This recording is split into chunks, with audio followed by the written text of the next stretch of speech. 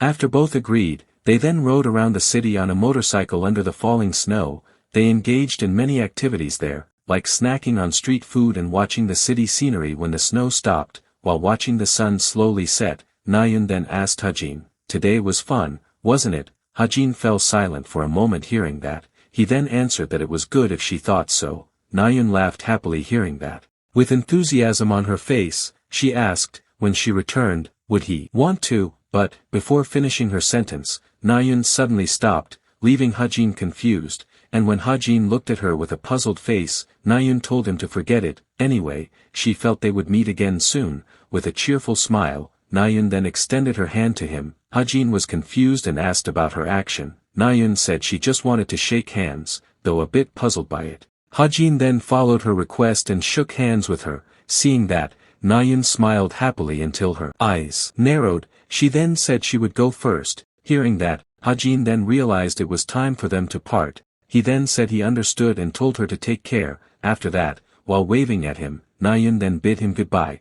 But, facing that farewell, Hajin's demeanor grew strange. In his heart, he sincerely apologized to Nayun. Some time passed, at the hospital treating Chai Jinyun. A doctor then informed two nurses that it was time to check on Chai Jinyun's patient. She instructed them to prepare. The two nurses replied that they understood. After that, they then walked toward Chai Jinyun's ward, and as they were about to arrive, a guard watching the ward noticed their presence. The doctor then greeted the guard and said it was time for the 11 o'clock checkup. Without the slightest suspicion, the guard then opened the door and allowed the doctor to enter. There, she then saw Chai Jinyun sleeping on the hospital bed. And what surprising was, the doctor and two nurses who entered were actually Jane, Hajin, and the boss in disguise. They used Jane's disguise power. While dropping her disguise, Jane then asked Hajin about the CCTV. Hajin answered that he had taken care of it. Jane understood and praised him. She then called the boss. The boss softly responded to her call.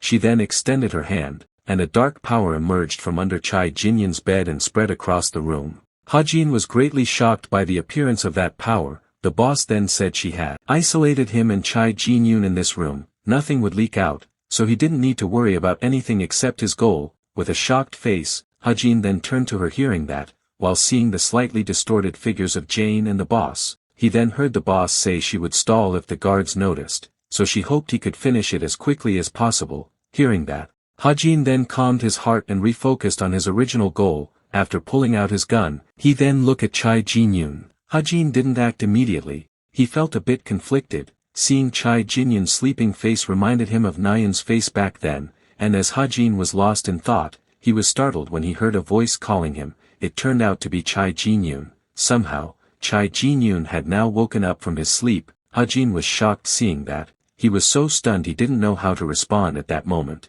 Seeing Hajin finally arrive, Chai Jinyun said he had been waiting for him. Hajin's eyes widened in shock hearing his words. With a mix of shock and confusion, he then asked what he meant by that. Chai Jinyun only smiled at him hearing the question, but that smile was enough for Hajin to get an answer. Realizing this made his hand tremble uncontrollably, and when Chai Jinyun tried to sit up, Hajin then asked if he had known all along. Chai Jinyun smiled faintly hearing that. He then told him, "When I opened my eyes, I was filled with a sensation I hadn't felt in the last 5 years. Everyone said it was because I hadn't moved for a long time. That's why I'm not used to being active again, but more than that, I felt as if my foundation had changed, a dark feeling constantly raging from within my heart. It was a feeling close to a desire." After telling him that, Chai Jinyun then looked back at him and asked if that was what he wanted to ask. Hajin could only stand frozen hearing that. It was exactly what he wanted to ask him. At that time, when Hajin asked him about strange things, Chai Jinyun suddenly felt something within himself.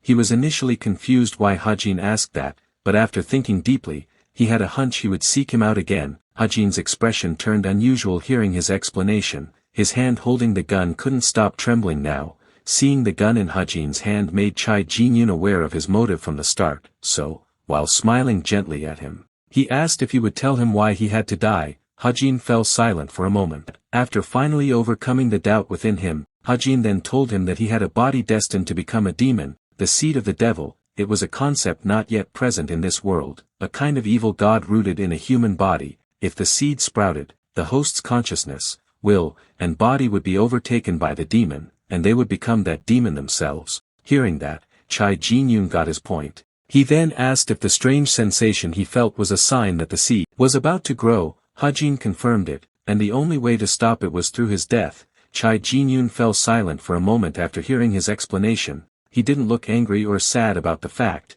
He then looked back at Hajin and thanked him. He realized he had made a very big decision, though he had told others what he knew to find another solution. He was sure his grandfather would never allow it, because he knew better than anyone the impact it would have on the family. So, Chai Jin-yoon then comforting him and said it wasn't his fault. He made a decision he couldn't avoid. Rather than that, he had sacrificed himself for the world. But, Hajin quickly refuted his words. He said that wasn't true. He only did it all for himself, because he wanted to return safely. And as Hajin's composure finally broke and he poured out his heart to him, Chai Jin-yoon slowly took his hand to calm him. He then smiled gently at him. He realized if Hajin had no close ones and only had himself, he wouldn't explain all this to him. Hajin didn't know what to say hearing that. He then called Chai Jin-yoon again, but he was shocked when he saw Chai Jin-yoon suddenly experiencing pain. Chai Jin-yoon painfully clutched the area around his chest. Something like veins emerged from there and spread across his body. Hajin was startled seeing that. He knew exactly what it was. It was demonic energy. An indication that the seed had begun to sprout, but what shocked him was that with that much demonic energy, it wouldn't be strange if the seed had already taken over his body. That fact made him realize that Chai Jin-yoon had been suppressing the demonic urge with his own will all this time. With a form almost fully resembling a demon, Chai Jin-yoon said he wanted to wait until he was ready, but this was getting harder to hold back. From Chai Jin-yoon's words, Hajin then realized he had known this from the start. He then steeled his resolve. While aiming his gun at him, he thanked him for holding on. He will always remember his will. Also, he apologized to him. Hajin could no longer hold back his tears at that moment. He was deeply moved by his sacrifice. The longer time passed, the harder it became for Chai Jin-yoon to suppress the demonic urge within him. But, when he heard Hajin's words, he then smiled at him. For the last time, he also asked him to take care of Nayan for him. After that, Hajin finally pulled the trigger, shooting Chai Jin-yoon square in the head. Amidst the blood splatter from Chai Jin-yoon's wound, Hajin could only stand frozen there. He was experiencing a great inner turmoil at that moment. Chai Jin-yoon didn't resist at all. He sincerely sacrificed himself and ended up dead with just one shot. After Chai Jin-yoon's death, the demon seed residing in his body also failed to sprout and slowly faded. But, though Hajin achieved one of his goals in this world, he felt no joy at all. He might be able to console himself by thinking this was Chai Jin-yoon's wish that he couldn't ignore, and he couldn't let this effort go to waste. He could also console himself that this was just a world within a novel. But, when he saw Chai Jin-yoon's blood splattered on his hand, and Chai Jin-yoon lying dead before him, he could no longer suppress the shock that made his body feel frozen. It was like a slap to him. He could no longer deny it, and admitted that he was the one who did all this.